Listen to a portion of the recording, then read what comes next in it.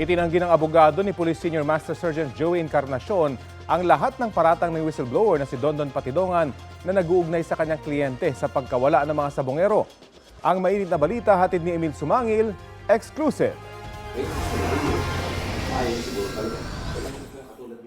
Sa aking panayam, itinanggi ng abogado ni Police Senior Master Sergeant Joey Encarnacion ang mga aligasyon ni Dondon Patidongan na batayan ng mga reklamong inihain laban sa kliyente ng National Police Commission o NAPOLCOM kaugnay sa kaso ng mga missing sabongero. Ang aking kliyente raw, si Mr. Encarnacion, ay nagmamay-ari ng palaisdaan at doon daw pinapatay allegedly at tinatapon ng mga missing sabongero. Wala naman legal basis sapagkat wala siyang ebidensya o wala siyang mga patunay na ang aking kliyente ay nagmamay-ari nga ng palaisdaan sa Taal or sa Talisay at sabihin na natin yung sa Laurel. Nagpakita siya ng mga dokumento na ayon sa kanya ay nagpapatunay na walang property sa lugar ang kanyang kliyente. Apektado umano ng aligasyon hindi lang ang kanyang kliyente kundi ang pamilya nito.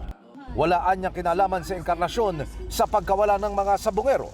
Kung makikita natin yung mga affidavit ng mga complainant, wala pong minimension na pangalang Encarnacion. Wala po siyang interaction, in other words, sa mga nag-aakusa. Kahit po kay Dondon Patidongan, wala pong interaction si Mr. Joey Encarnacion, si Master Sergeant.